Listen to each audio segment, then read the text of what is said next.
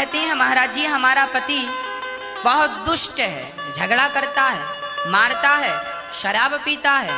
माना कि आपका पति शराबी है, दुष्ट है, पर फिर भी आपका पति है। इसलिए पत्थर में यदि भगवान को देख सकती हो तो पति में भी भगवान को देखने का अभ्यास करो। जो पति कर रहा है उसके कर्मों का फल उसे मिलेगा, जो आप कर रही हो वो आपके कर्मों का फल आपको मिलेगा। इसलिए पति के साथ बुरा व्यवहार ना किया जाए, नहीं तो उसका दंड मिलेगा। और पुरुष को भी चाहिए कि पत्नी के साथ बुरा व्यवहार ना हो, नहीं उसका भी दंड हमें मिलता है।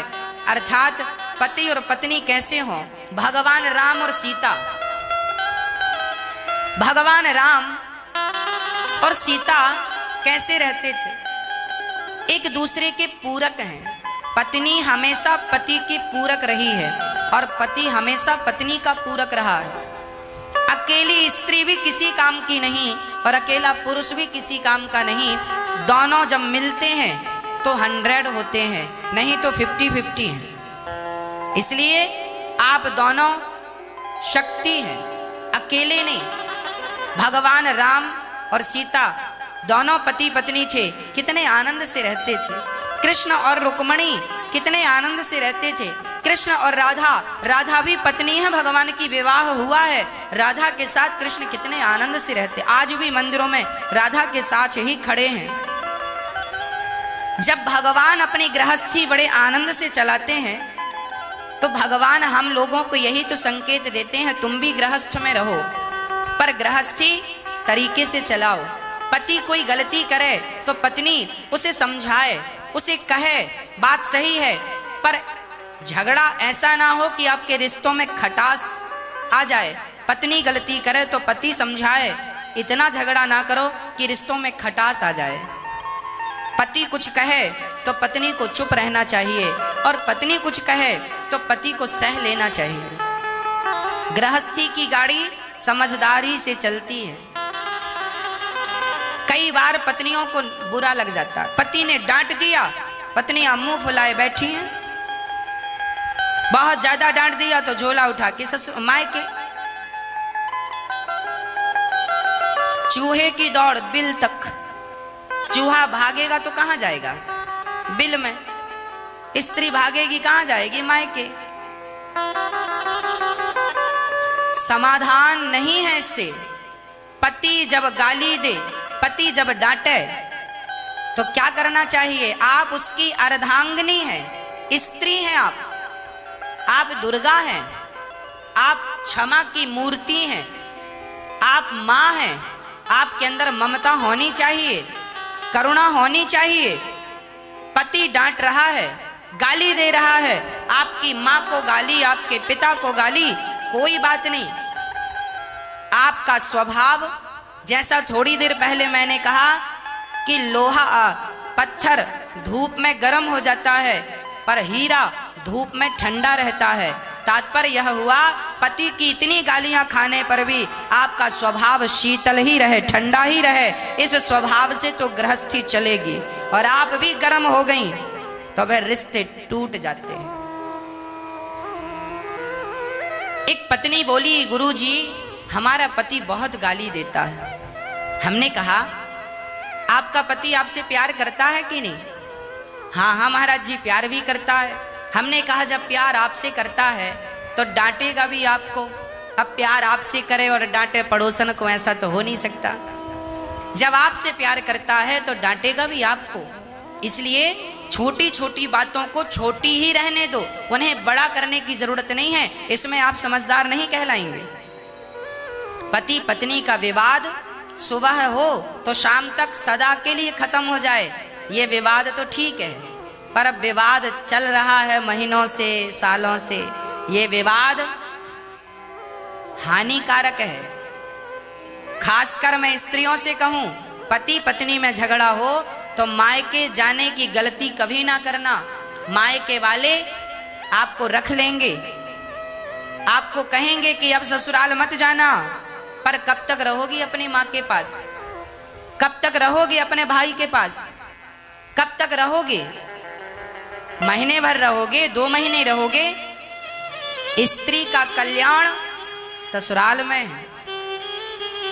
स्त्री को समझदारी का परिचय देना है और पुरुष को बहुत समझदारी का।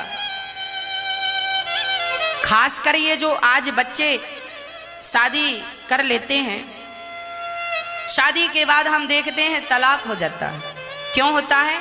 केवल समझदारी की कमी से। आप थोड़ा सा समझदारी का परिचय देंगे, दोनों में थोड़ी थोड़ी समझदारी होगी, गंभीरता होगी। एक बार एक संत से एक आदमी ने कहा, महाराज मैं शादी करूं कि ना करूं? आपने की है, आपका अनुभव क्या है? तब बड़े महात्मा ने कहा, बेटा शादी करना अच्छी बात है, पर शादी तब करना चाहिए जब आपके अंदर सहनशीलता आ जाए। यदि सहनशीलता है तो शादी कर लेना, और सहनशीलता नहीं है तो शादी बिल्कुल ना करना। शादी के बाद सहन करना पड़ता है, पत्नी की भी सहन करना पड़ता है, पति की भी सहन करना पड़ता है, परिवार की भी सहना पड़ता है।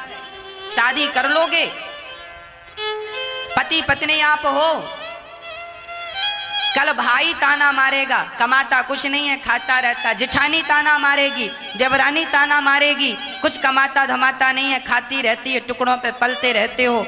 कोई भी कुछ भी कह सकता है। इन सारी बातों को सहन करना चाहिए, और सहन करते हुए अपनी गृहस्थी बड़े आनंद से चलाना चाहिए। और मैं आपको एक निवेदन और कर दूं, आज मैं देखता हूं भाई भाई, छोटा भाई कमाता है, बड़ा भाई खाता है, या बड़ा भाई कमाता है, छोटा भाई खाता है। जो आदमी कमाता है ना, बड़ा भाई कमाता है, तो बड़े भाई की पत्नी छोटे भाई को ताना तो मारेगी, देवर को, है मेरा देवर पड़ा पड़ा खाता, कुछ कमाता तो है नहीं। इसलिए मैं कहता हूं, आपको किसी के टुकड़ों पे पलने की जरूरत नहीं है। आपकी भौजाई आपको ताना मार रही है, आपका भाई आपको ताना मार रहा है, ठीक मार रहा है। क्यों नहीं कमा कर खा रहे हो? क्यों तुम दूसरों के टुकड़े पे पल रहे हो? अरे दूसरों की हलवा पूड़ी और खुद की कमाई की बासी रोटी खाकर नमक के साथ रहो, पर अपनी कमाई का खाओ। दूसरों की कमाई के 56 भोग भी खाने नहीं चाहिए। बड़ा भाई कमाता है, छोटा भाई पड़ा पड़ा खाता है, स्वाभाविक कहेगा ठीक कहता है। बड़ी भौजाई कहती है ठीक कहती है, तुम कमा कर क्यों नहीं खा रहे हो? और बाद में रोते हो, हमारी भाभी ने ये कहा वो कहा। अरे भाई ठीक कहा, क्यों पड़े हो, क्यों नहीं कमाते हो? इसलिए शादी करने के पहले भी आप ये निर्णय कर लीजिए कि आपकी पत्नी को आप क्या खिला पाएंगे अपनी कमाई से, क्या उसे कपड़े पहना पाएंगे अपनी कमाई से, क्या अपने बच्चों को अच्छे स्कूल में शिक्षा दे पाएंगे। यदि इतनी व्यवस्था है, आपके अंदर कुछ करने की ताकत है, तो विवाह करो। दूसरों के भरोसे में पत्नियां ना लाया करो कि मेरा भाई कमाता है तो मैंने शादी कर ली, भाई के टुकड़ों पे पलता रहूंगा। पहले अपना सेल्फ हो जाओ, अपने पांव पे खड़े हो जाओ, कुछ कर लो, अपनी पत्नी को खिला सको तो कर लो। इसलिए विवाह करने के पहले बहुत विचार करना चाहिए। और लड़की के पिता को भी विवाह करने के पहले ये विचार करना चाहिए, जिसके साथ आप अपनी लड़की का विवाह कर रहे हैं वो 2 पैसा कमाता है या नहीं। यदि कमाता है, वो करोड़पति नहीं है चलेगा, पर 2 रोटी कमाने की ताकत रखता हो अपनी मेहनत से, तो बेटी का विवाह कर देना। और आपने ये सोचकर कर दिया कि 2 भाई हैं, 3 भाई हैं, 4 भाई हैं, और बाप की संपत्ति तो है ही, और बड़ा भाई तो सरकारी नौकरी पे है और छोटा भी है, और बीच वाले से कर दो, तो बड़ा और छोटा कब तक खिलाएगा। इसलिए सेल्फ जिंदगी अच्छी है। ये गृहस्थी के छोटे छोटे से नियम हैं, इन नियमों को फॉलो करते रहोगे, पैसे कमाते रहोगे, परिवार का भरण पोषण करते रहोगे, तो आनंद बना रहेगा। और दूसरों के टुकड़े में पलोगे और भ्रष्टाचार गलत करोगे तो भी घर में विवाद होगा। इसलिए जितनी ईमानदारी से आप कमाते होंगे, जितनी ईमानदारी से आप खाते होंगे, आप उतने सुखी होंगे, और जितनी बेईमानी से कमाकर खाते होंगे आप उतने दुखी होंगे। गृहस्थी के कुछ फंडे हैं, उन नियमों को फॉलो कीजिए। गृहस्थी समझदारी का विषय है, मैच्योर हो जाना ही। गृहस्थ जब तक मैच्योर ना हो, गृहस्थ आश्रम में प्रवेश ना करना, नहीं तो दांतवा सब टूट जाएंगे, ऐसी ठोकर लगेगी। थोड़ी सी समझदारी, इसलिए कहते हैं अपने बच्चों को कथा सुनवाया करो, हम ही उनको मैच्योर कर देंगे, कथा सुना सुना के शादी के योग्य हो जाएंगे, कैसे गृहस्थी चलानी है सब सीख जाएंगे, कैसे रिश्ते निभाने हैं समझ जाएंगे। इसलिए जरूरी है कि आप पति पत्नी समझदारी से अपना गृहस्थ जीवन चलाएं। पति को चाहिए पत्नी का सम्मान करें। एक सज्जन हमसे बोले, गुरुजी हमारी पत्नी बीमार रहती है, क्या हम उसकी सेवा कर सकते हैं? एक पत्नी हमसे बोली, गुरुजी हमारे पति हमारा सिर में दर्द रहता है, सिर दबाते हैं, हमसे उठा बैठा नहीं जाता, तो घुटनों में तेल हमारे पति लगाते हैं, क्या हमें पाप लगेगा? हम पति से सेवा करवाते हैं, क्या हमें पाप लगेगा? हमने कहा नहीं, जैसे पत्नी का धर्म है कि पति की सेवा करे, यदि भगवान ना करे आपकी पत्नी पर कोई संकट आ गया तो पति ही तो उसकी सेवा करता है। मतलब पति और पत्नी एक दूसरे के पूरक हैं। केवल पत्नी सेवा करे पति की ऐसा नहीं है। यदि पत्नी पर कोई आपत्काल आ जाए, विपत्ति आ जाए, शारीरिक कष्ट आ जाए तो पति भी उसकी सेवा कर सकता है। फॉर एग्जाम्पल, जब भगवान श्री राम वनवास गए तब मंथरा माता ने माता सीता को वस्त्र लाकर दिए, ए सीता वो अपने राजसी वस्त्र उतारो और जंगल के ये वलकल वस्त्र पहनो।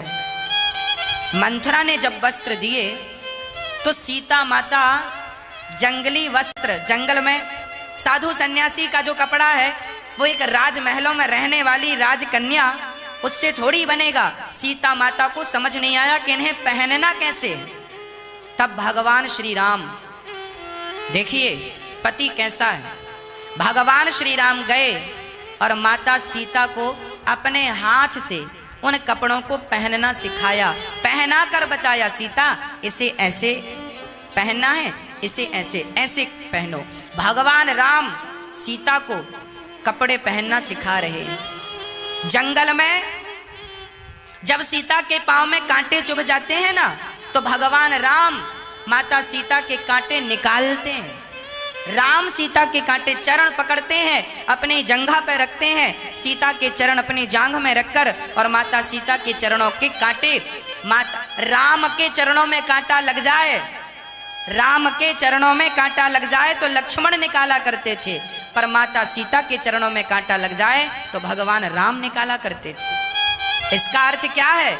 इसका अर्थ यही है कि पति और पत्नी एक दूसरे के पूरक हैं।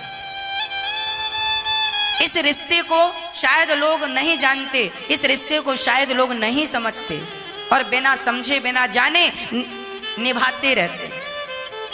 इसलिए लोगों की जिंदगी बोझ बन जाती है, क्योंकि आपको उसका ज्ञान नहीं है। भाई मेरे पास हीरा है और मुझे पता ही नहीं कि ये हीरा है, मैं तो कांच का टुकड़ा समझ रहा हूं। उसी तरह जिन रिश्तों को आप निभा रहे हैं वो रिश्ते आप और हम नहीं बनाते, सबके रिश्ते भगवान बनाया करते हैं, हमें तो सिर्फ निभाना होता है। इसलिए बहुत प्यार से रहिएगा पति पत्नी, और खासकर पति पत्नी तुम दोनों किसी के बहकावे में आकर आप दोनों झगड़ा ना कर लेना आपस में, और आप दोनों पति पत्नी बहुत प्रेम से रहकर अपनी जिम्मेदारियों को निभाओ। आपकी सबसे बड़ी जिम्मेदारी है आपकी सास ससुर का, अर्थात बहू सास ससुर की सेवा करे और आपका पति अर्थात अपने माता पिता की सेवा करे। मतलब आप अपने माता पिता की सेवा करें, सास ससुर की सेवा करें, यही गृहस्थों का धर्म है। पति कैसा भी हो, अंधा हो, लंगड़ा हो, बहरा हो, काना हो, कैसा भी हो, शास्त्र कहते हैं कभी भी अपने पति का अपमान नहीं करना चाहिए, पति का तिरस्कार नहीं करना चाहिए। नारी का धर्म है कि वो पति की सेवा करे। किस भाव से? भगवान के भाव से। भगवान जानकर पत्नी अपने पति की सेवा करे। कभी स्वप्न में भी अपने पति का तिरस्कार ना करे, अपमान अनादर ना करे।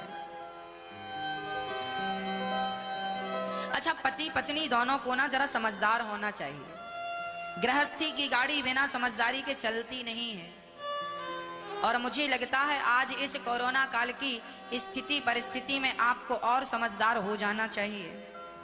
आज हर व्यक्ति का जीवन संकट में पड़ा हुआ है। कब किसी कोरोना हो जाए, कब किसी की मृत्यु हो जाए, कोई नहीं जानता। इसलिए आपके अपनों का प्यार जरूर लूटिए, आप अपनों से प्यार जरूर कीजिए, आप अपनों के करीब रहिए, ताकि कल को ये ना हो कि हम बात नहीं कर पाए, मिल नहीं पाए। जीवन का कोई भरोसा नहीं, बिन भरोसे की जिंदगी। आज ऐसा नहीं है कि कोरोना आया तो आज बिन भरोसे की जिंदगी हो गई। ये बिन भरोसे की जिंदगी तो पहले से ही थी। क्या भरोसा है इस जिंदगी का, साथ देती नहीं है किसी का। श्वास रुक जाएगी चलते चलते, सम्मा बुझ जाएगी जलते जलते, दम निकल जाएगा आदमी का, क्या भरोसा है इस जिंदगी। इसलिए झगड़ा हुआ था भूल जाइए, प्रेम से रहिए। परिवार में तनाव प्रकट ना कीजिए, केवल प्रेम प्रकट कीजिए।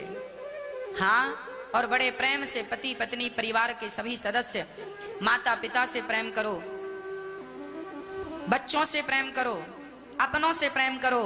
ना जाने कौन सा वक्त, ना जाने कौन सी घड़ी जीवन की अंतिम घड़ी हो। इसलिए हर समय केवल प्रेम से रहा करो। बात बात में विवाद ना किया करो, झगड़ा ना किया करो। पत्नियां बात बात में नाराज हो जाती हैं। आज पत्नियां जूजू हो गई हैं, जूजू। बात बात में गुस्सा आता है। आज झगड़े क्यों होते हैं? पति पत्नी में खासकर हम देखते हैं झगड़े होते हैं। झगड़े का केवल इतना कारण है कि ना तो पति के अंदर सहनशीलता बची, ना तो पत्नी के अंदर सहनशीलता बची। पत्नी ने कुछ कहा, पति को बुरा लग गया, पति ने कुछ कहा, पत्नी को बुरा लग गया। अरे थोड़ा सी सहनशीलता बढ़ाइए। इसलिए भगवान श्री कृष्ण ने शिशुपाल की 100 गालियां सुनी और 100 गालियों तक चुप रहे, कोई उत्तर नहीं।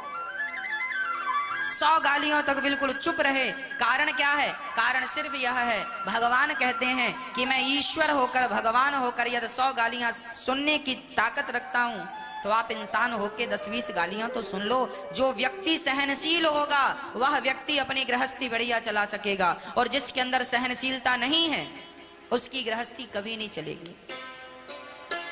आजकल लोग शादियां कर लेते हैं, विवाह कर लेते हैं। अरे विवाह करने के पहले विवाह की कोचिंग किया करो, अपने गुरुजनों के पास जाया करो, पूछा करो, गुरुजी गृहस्थी कैसे चलती है आप बताएं। गुरुजी अपना अनुभव बताएंगे, शास्त्रों में जो लिखा है वो आपसे कहेंगे। अरे एक चेला, एक आदमी गुरुजी के पास गया, गुरुजी मेरे पिता कह रहे हैं विवाह कर लो, आप बताओ मैं विवाह करूं या ना करूं, आप निर्णय दीजिए। गुरुजी बैठे हैं और शिष्य कह रहा मैं विवाह करूं कि ना करूं।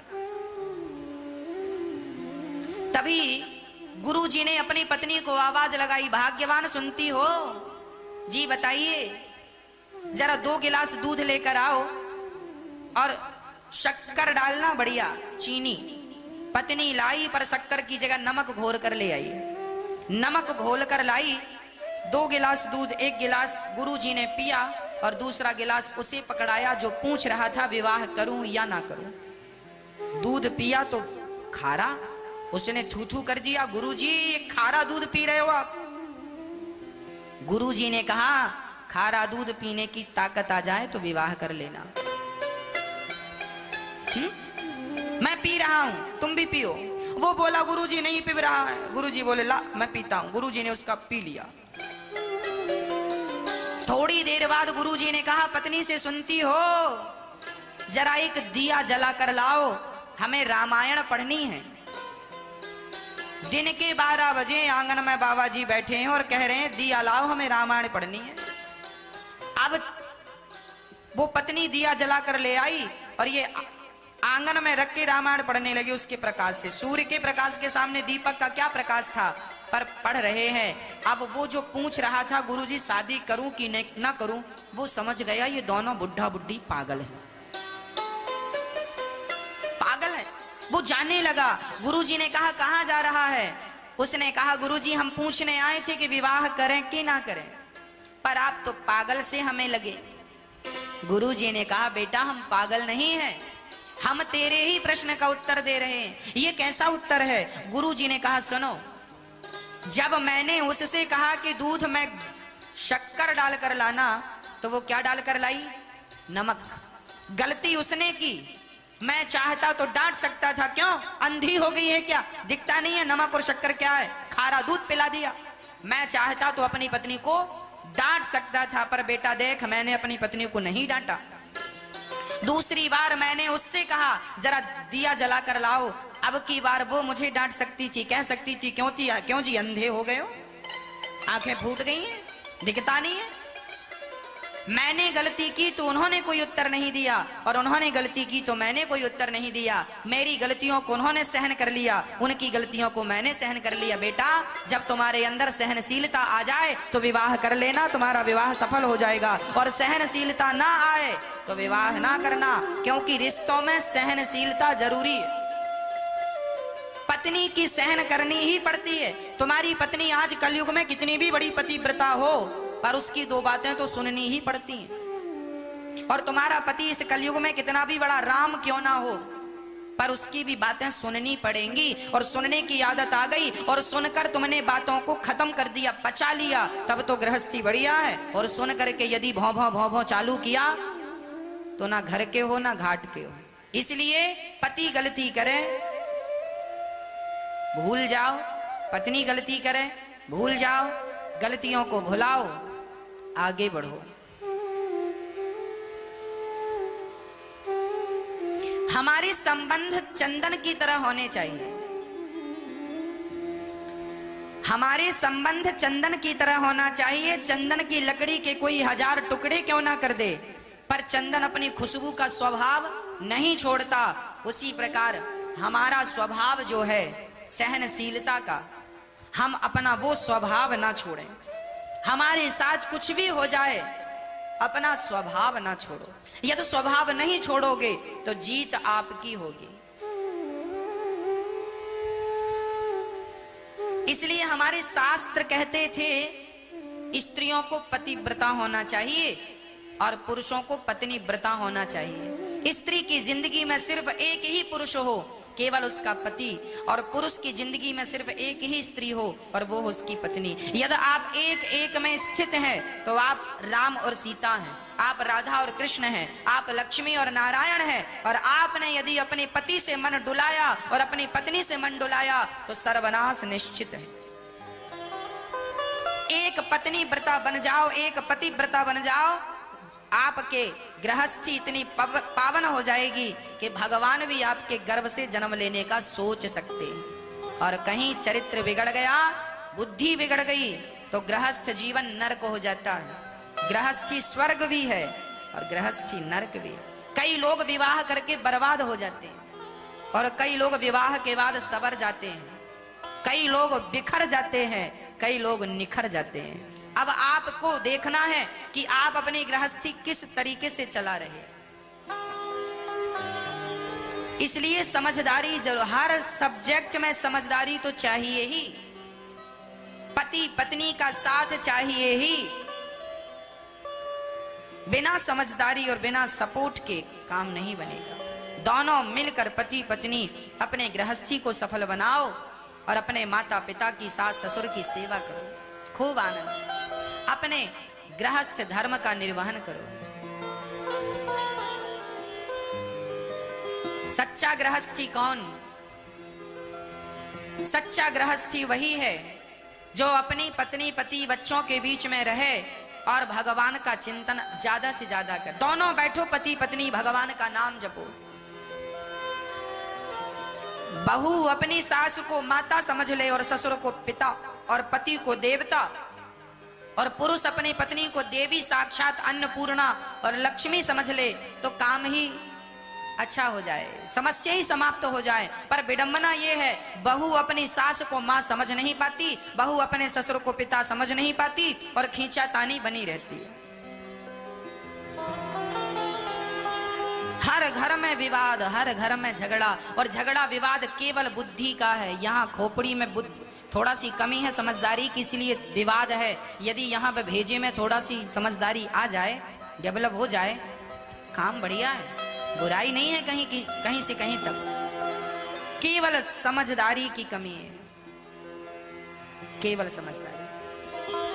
विवाह हो जाता है लड़की का। विवाह होने के बाद भी पति के साथ रहती हुई लड़की, सास ससुर के साथ रहती हुई एक स्त्री अपने माता पिता से अटैच रहती है, जुड़ी रहती है। दिन भर फोन से बात। एक बहू अपने माँ से बात कर रही थी। उसके पति ने समझाया कि अपनी माँ से इतनी बात ना किया करो, तो बिगड़ गई। अरे हम माँ से जितनी बात करना होंगी करेंगे। उसने कहा घर का काम भी है, भाग्यवान काम भी किया करो। ये तुम्हारी सास भी तुम्हारी माँ है। तुम्हारी सास भोजन बना रही हो और तुम माँ से बतिया रही हो, बात कर रही हो, क्या शोभा देता है? वो नाराज हो गई, बोली हम जा रही है माँ के घर, हमारी माँ को ना कहना कुछ। चली गई। माँ सुनो, आपसे बात करती हैं तो उन्हें बोझ लगता, बात नहीं करने देते। माँ बोली हाँ बेटा यहीं रहो मेरे पास, मेरे से बात करो, खूब मत जाओ। दामाद हम तो सोचे थे बहुत अच्छा, दामाद तो घटिया मिला है, एक नंबर का घटिया दामाद है। हमारी लड़की को बात नहीं करने देता हमसे, यहीं रहो। तो देखो दूरी हो गई ना, छोटी सी बात, कोई बात ही नहीं थी। छोटी छोटी बातों को लोग इशू बना लेते हैं, राई का पहाड़ बना लेते हैं और विवाद कर लेते हैं। दूरियां हुई, फिर लड़के ने भी गुस्सा में, गई हो अब अपने बाप की हो तो लौट के नहीं आना। गुस्सा में तो बोलेगा, बोल दिया अब तो लो मम्मी ऐसा बोल रहे हैं पति देव। अच्छा बेटा एक काम करो, मैं वकील बुलाती हूँ। सुनो वकील साहब, मेरे दामाद ने ऐसी बात कही, अब मैं माफ नहीं करूंगा, एक काम करो तलाकनामा कराओ तैयार हो। पेपर चले गए, तलाक वलाक हो गया। लो छोटी छोटी बात न की बातन ना, क्या बताएं हम आप। आदमी गुस्से में कुछ कह देता है तो लोग उस बात का ना पहाड़ बना देते हैं। व्यक्ति कभी अपनी गलती नहीं देखता, सदा दूसरों पे थोपने की कोशिश कर, तुम गलत हो। अरे हर इंसान अपनी गलती देख ले और गलती देखकर स्वीकार कर ले और स्वीकार करके जरा सुधार कर ले तो सारा विवाद खत्म हो जाए। पर ना तो स्वीकार है ना तो सुधार है और पूरी जिंदगी आदमी लड़ता